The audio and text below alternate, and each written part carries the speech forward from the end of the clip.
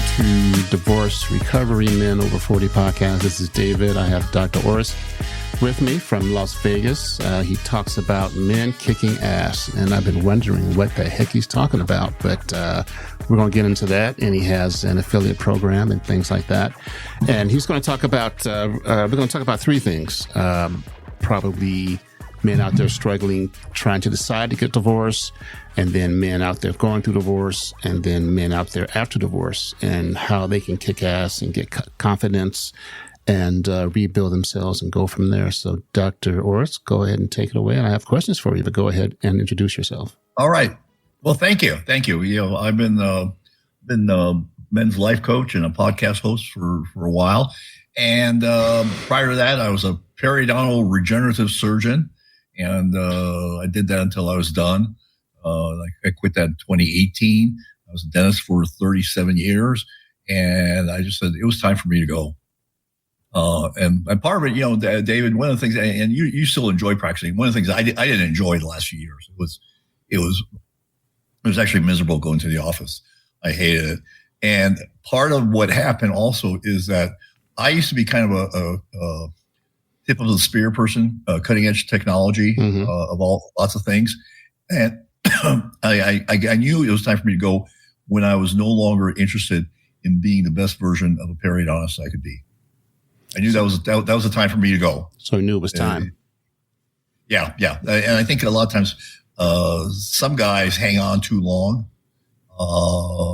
And you know, the other thing sometimes is, you know, kind of like athletes, we have a shelf life. Definitely. And with, our shelf life in dentistry is getting shorter and shorter and shorter.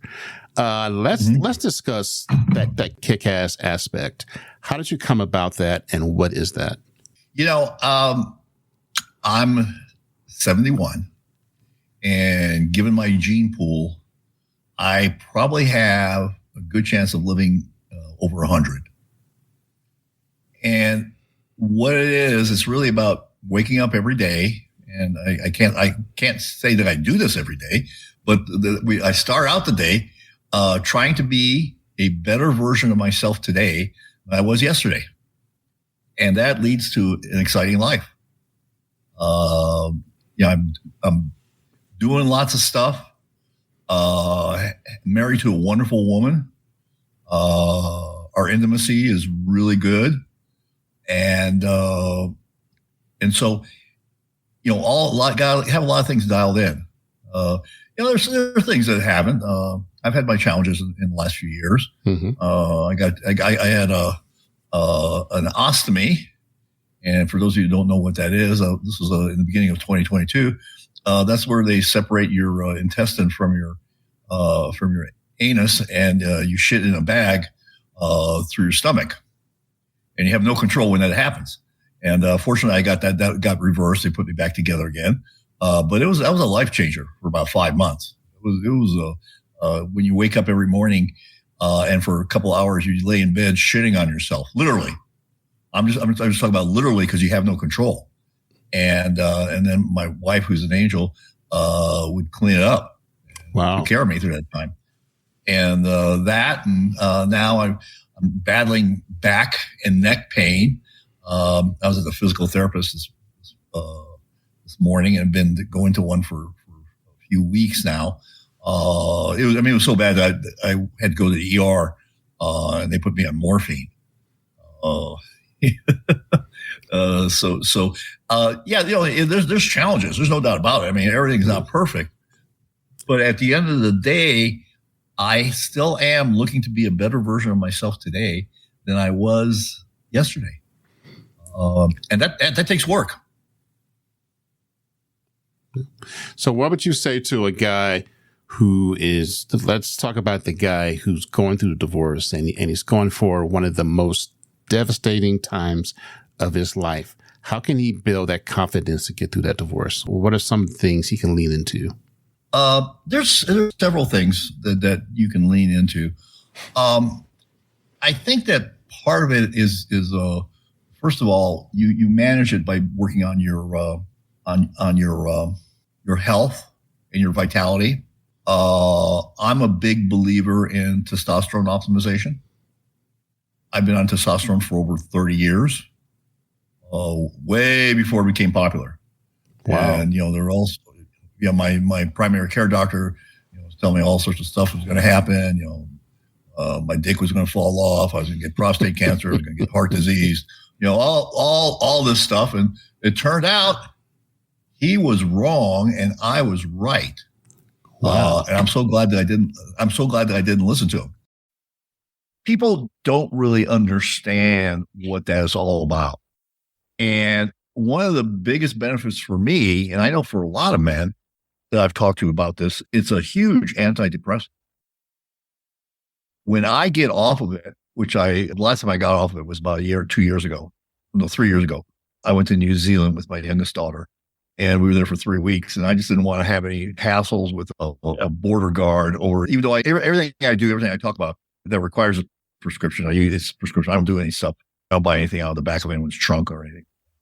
I left it, and my wife noticed it within 8 to 10 days, because the half-life of testosterone is actually about 8 days. And wow. And she said, "You are really sounding negative. What's wrong with you?" Then she asked me, "Did you take your testosterone?" I go, "No." And wow. I know other men. So that's one of the things that I talk about. And let me caution the men who are listening to this program, and the women, if there's women listening. I had on my podcast, Old Guy Talks to Me. I have a number of interviews with experts, some physicians, some androgen experts, that we talk about this. And one of the things you need to realize is that the normal range that they have on the lab tests is not the healthy range. Okay. And I'm not a physician, so that's my disclaimer now. To do your own research, find your own doctor, or whatever. But the normal range is not healthy range. And some of the lab companies just recently, within the last year or so, have dropped the high normal from 1100 to 960. That's over 10% drop. Okay. And the low normal has been dropped too. So people that were considered deficient in testosterone now fall into, quote unquote, the normal range. But there's nothing normal about that, because according to one of the doctors, 30 years ago, the high normal was about 1,500. Well, that's almost double. Yeah. So the normal range is not the healthy range. And doctors will treat to these ranges that have nothing to do with optimum health. It has to do with not getting sued and not getting your license yanked. It's very defensive medicine. And so I've fallen in with a bunch of practitioners who really treat the patient and not the number. Other things that happen, you keep muscle mass. Your attitude is really good. You still are very decisive to a large extent. It helps you keep weight off. Though I've been fighting weight my whole life. My whole family's fat. That's just our gene pool. My sister's 300 pounds, and my mother was about 280 at 5'2". Diabetics, all that stuff. So that's in my gene pool. But I'm relatively healthy. I go to the gym. I lift heavy still. I still lift heavy. Yeah, I had gotten an injury, went back down to 70-pound dumbbell bench presses, working my way back up to hundreds. Okay. I do 55 to 60-pound dumbbell curls. Okay. At 71. So those type of things, your heart is important. I was trying to explain to someone, I have no idea why they just didn't understand this. Testosterone is basically changed into estrogen and progesterone in men. Okay. Those are two important, very hormones for your heart health. Okay. And also for your sleep. And so all of that is really optimized. And as I said, there's a couple of interviews on my podcast with one with Keith Nichols, who's a physician. The other one is with a guy by the name of Jay Campbell, who's very knowledgeable, and also Scott Howell. He actually helped write the position paper. He's an androgen expert. He helped write the position paper for the USA Powerlifting Association on trans athletes. Okay. And it was pretty much said men are men and women are women. And you just can't pretend that they're not. Just giving a guy some estrogen is not going to preclude all the advantages he has as a man. Gotcha. In terms of fast twitch muscle fibers, bone density, muscle mass, force, all that stuff. There's you can't negate that. Yeah. I can give enough estrogen to LeBron James to grow tits like he's pregnant. You could do that. Now you probably would never want it, but he's still going to be the best basketball player in the court. You can't take that. It's interesting because I was talking about because I think, oh no, you can do that. So if you could Google this, because I did this, how many WNBA players can dunk the ball? 10. Yeah, not very many. Not very many. And I bet you most of them is just one hand. The guys, their head, most of the players in the NBA, when they jump, their head is above the rim, let alone dunking the ball. My daughter played basketball when she was younger. And before the boys hit puberty, they were essentially the same. But then the boys' game goes vertical. It goes vertical. And the women's game it goes a little bit, but not a lot. It's still layups and 3-point shots. And that's the women's basketball game. And they're still great athletes. And I'm not taking that away from them, but they're very different. And so I got off my straight thing on this, my soapbox on this whole subject. That's all right. That's part of the process. So because I've done a number of interviews on this topic also. But so testosterone optimization is really important, and you need to find the right physicians to do that, and not let them give you a whole bunch of other stuff that you don't need, estrogen inhibitors and things like that. Your body's has a genetic set point of converting testosterone into estrogen and progesterone, and you don't really want to mess with that. The other thing that I would caution you, because I don't know what your audience demographic is. Most people think about andropause, which is actually the term for testosterone loss of hormones. It starts in their 40s. There is a alarming statistic that many people are not talking about, is that many young men in their 20s and 30s are showing up at doctor's offices with low testosterone. I had a friend of mine whose two sons in their 20s came in at 125 and the other one came in at 210. Yeah. So what's some of the manifestations of those? What shows? Well, it shows there's this discussion about men not being as manly as they used to be. And there's some truth to that. Women are noticing that. Young women are having a hard time, especially the more successful they are having a hard time finding young men to be with. There's a demographic change that's occurred, especially like in the universities. I don't know about in my dental class, it was a big deal when we had 10% women. That was like the most women that I've ever had in my class in Indiana. Now it's the majority, over 50% are women. Over half. Yeah. Same is true in law school, same in schools, and a whole bunch of other things. And so that guys are depleted from that pool of quote unquote achievers, professionals, and they end up being disgruntled and basically depressed about life and don't seem to have a future. And some of that has to do with low testosterone. Some of it has to do with demographic changes that are occurring. And that's interesting because my daughter is in Austin and she's in the tech industry and she reverberates that men aren't being men. Men won't step up. She's 30 and guys 30, 35 don't have it like we had it back in the day. So that's very true.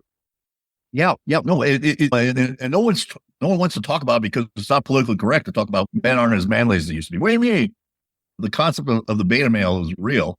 And most women, while they want a kind, caring guy, they also want an alpha male. An alpha male does not mean being an asshole. As a matter of fact, people say, what's the most important thing about masculinity? And my first comment is, be a gentleman. That's where it starts. And it doesn't end there, but if you're not that, then you're just some yahoo who has no manners, only thinking about themselves, and is probably going to be toxic to the person that he is in a relationship with. And that's not to be confused with toxic masculinity, which I think is a myth. I know a few toxic men. I also know a few toxic women. Oh, it's a personality trait. It's not gender specific. Toxic personality is not gender specific. And I know that. And so I guess we got off the track here.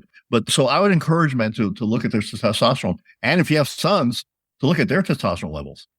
Because this is the doctors that I interview say that, like you say, they say they see more and more men in their early 20s and 30s showing up with low testosterone. And it really makes you less achievement oriented, less of a go-getter, less assertive. It also makes you more depressed. Wow. So it can add to the depression. Yeah. Wow. Now, and the next thing you know, your life consists of living in your parents' basement and playing video games or watching porn all the time. Yeah. So when they go through a devastating event, but what are some of the other things they can do besides testosterone, things like that? What other things they can do? I think that, and this is one of the things that I talk about in my coaching program, the most important relationship a man has is with himself. Definitely. That clouds all the other. If it's crappy, it's going to be crappy with everyone in your life. If it's great, you know what? You're going to have some great relationships. I'm not going to say all of them are going to be great, but you're going to have great relationships in your life. But your relationship with yourself, what that conversation that you have inside of your head every day, we all have it. You can't turn it off. Maybe you can sometimes. Get into a good movie or some experience where you're all in, like jumping out of an airplane or bungee jumping. But in general, we all have conversations, and the quality of that conversation determines the quality of your life. The conversation with yourself.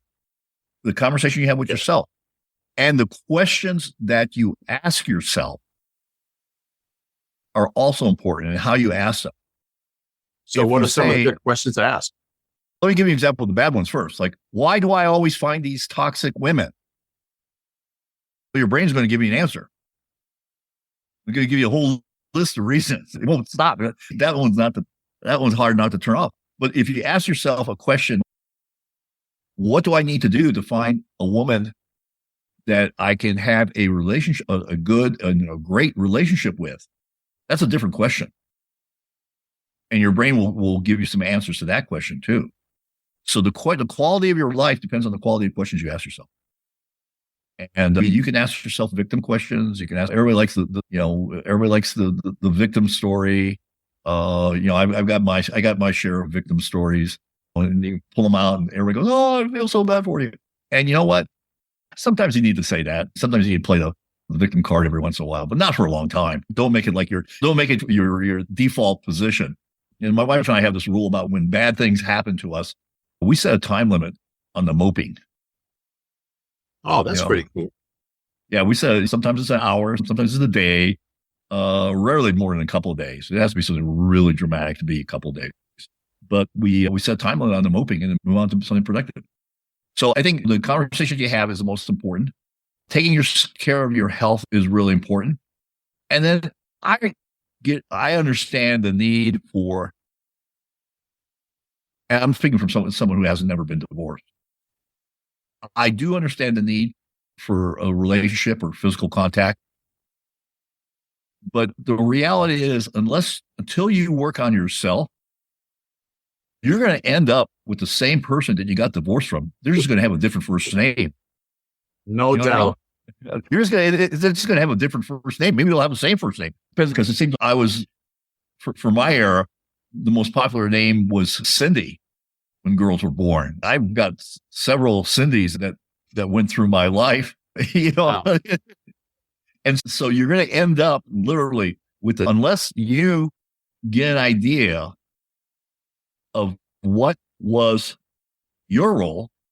I'm going to say this: what was your role in the divorce? It may be totally legitimate. She may be a psycho or turn into a psycho. She may have had an affair or whatever. That all those are legitimate reasons. But there's always two people, and there's things that we do as men to contribute to the situation. Sometimes they're small, sometimes they're big. Sometimes we're the primary cause of the problem. Sometimes where collateral damage that occurs. But the question, the most of the time, is that there's something that happened. There's something that happened, and how you reacted to it may have driven that further. I think I'm a big fan of Jordan Peterson. Are you familiar with Jordan Peterson? I don't know who that is. Oh gosh, Google him. He's all over the place. He's a very famous, probably one of the smartest guys, one of the most eloquent people. And he talks about this, how a small problem left undealt with can fester and grow. Maybe something was said, ignored, moved on. Next thing, someone's on their phone. They're looking up dating sites. The next thing, you discover that they're having an affair, blah, blah, blah, all that stuff. And that may have been the beginning of that. Might have been something so small that left unattended festers and grows. Most things, if they're left unattended, they do, especially bad things, they grow. They don't just die off, they grow. And so that's the other thing, is that to deal with things honestly, quickly, try not to have serious discussions when you're pissed off. I was talking to someone about this the other day, and he said, I tried to talk to my wife, and I go, is that like when you're pissed off? He goes, yeah. You're already starting off in a bad place. Both of you are. Because if you're pissed off, then she's either pissed off or she's defensive, or vice versa. But I think communication is a very important part of that. So you need to, a guy, as I said, will need to work on who he is as a man in order to have a successful relationship in the future. And even if you are in a relationship, you still have to work on it every day. Yeah, because it's a never-ending process. It is a never-ending process. What about those guys that go through a divorce, they heal, find themselves, they get back out there again? What are some of the things you would say that are like, oh, hard nose or no pass? They meet women. What do they look out for? Because they haven't been out there in a while. They've been married 20, 25 years, and they're back out there for the first time. What are some of the wise things you can tell them? Take it slow. And it's a very different world out there than when I was dating, with the hookup culture. Oh, heck. Yeah. The hookup culture and everything else. But I would say take it slow. I don't know why, but it seems like all these really good looking, hot women on LinkedIn and Facebook want to get to know me and become friends. And then they have 3 friends, and they all seem to go to the London School of Economics. So that's on their profile. In the old days, and of course, people are going to say, like, in the old days, there was never a stripper that wasn't going to college.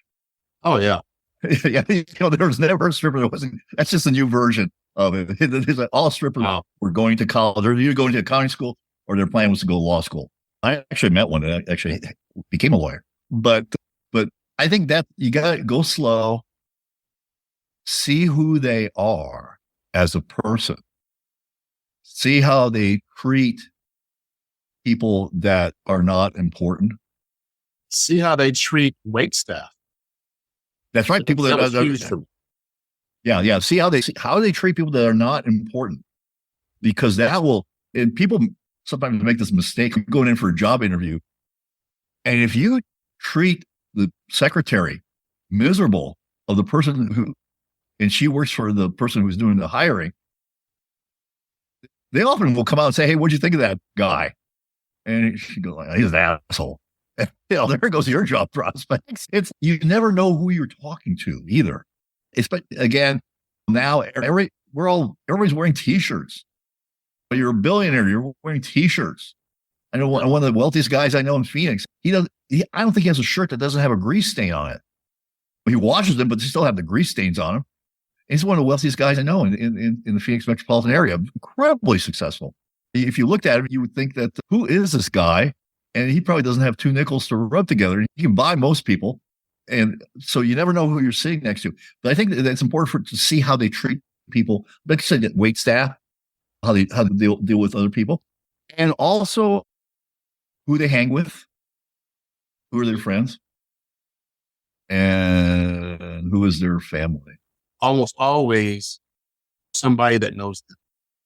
Right. There's always that, what do you call that? The Kevin Bacon 6 degrees of separation.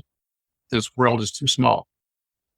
Yeah, this is, I'm sure it's very true in Colorado Springs. I know it's very true in Las Vegas, is that it is it's grown up to be about 1 million people plus, but invariably at the professional level, at the business person level, it is a small town.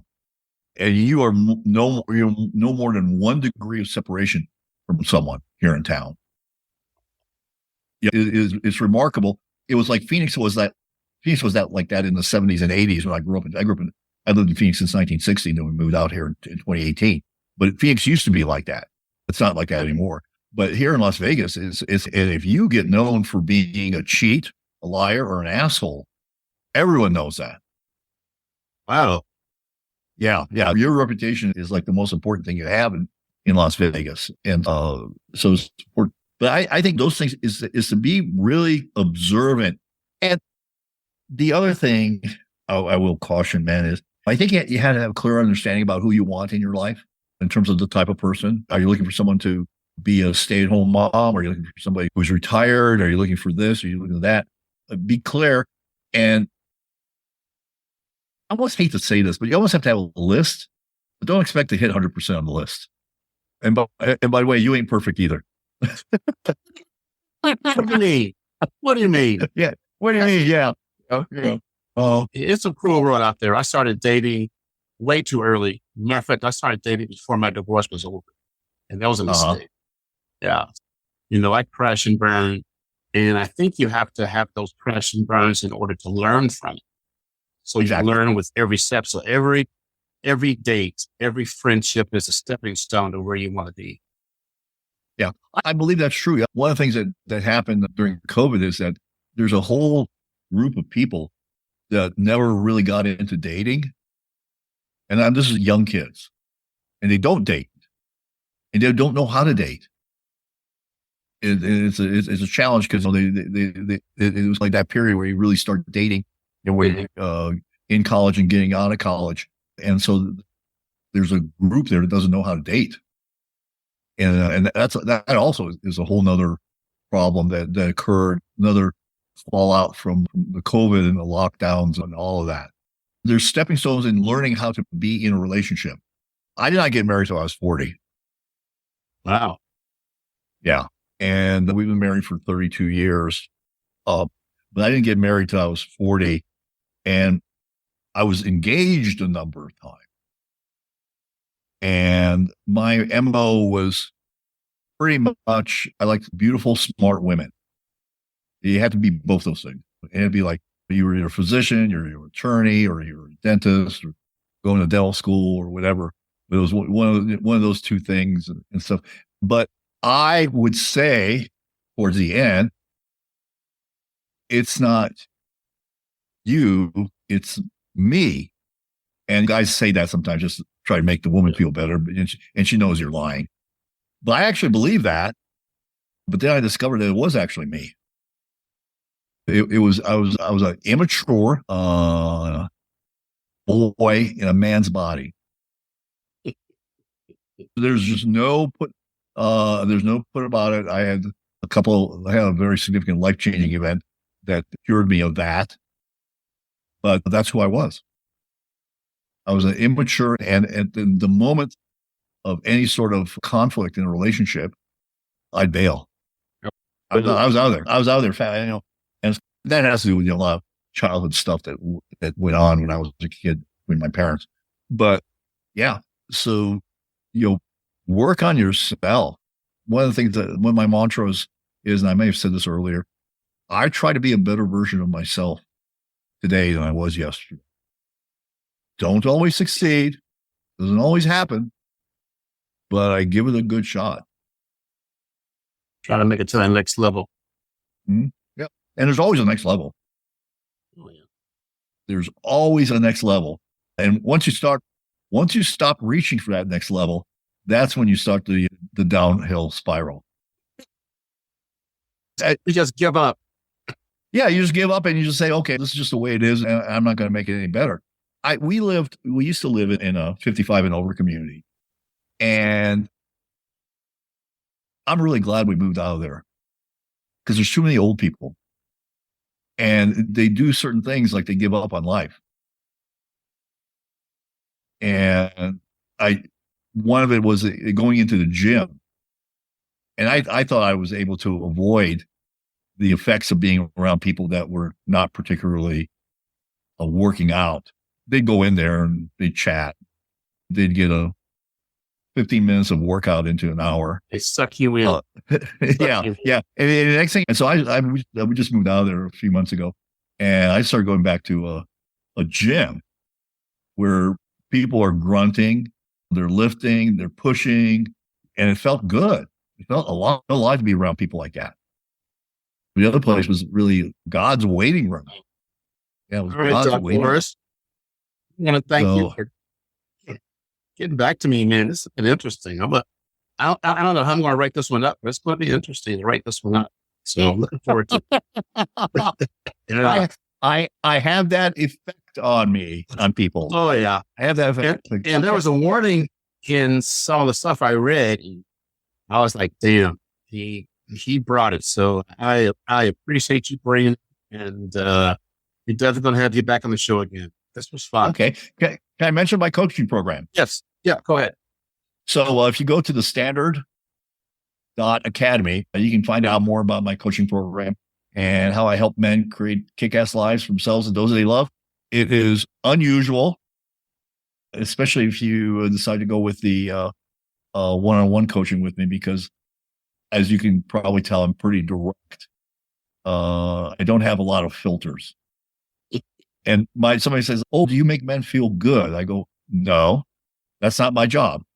My job is to make men do the things that they want to do, that they want to achieve, to get the things that they want to achieve. Then they can feel good. They can make themselves feel good. I'm not in charge of making anyone feel good. That's not my job. My job is to help you create the life that you want, and then you can feel good about it." You are so right. So many things I want to talk to these people this podcast, but that's what I would wish I would have known back when I was going through my divorce. Would have been so much easier. But like I said, you have those stepping stones and you learn as you go. So it's great. It's great that you're doing this work because a lot of men need your help. We will see what happens. Well, thank you, sir. And we'll go from there. All right. Thank you. And you have a great day. All right.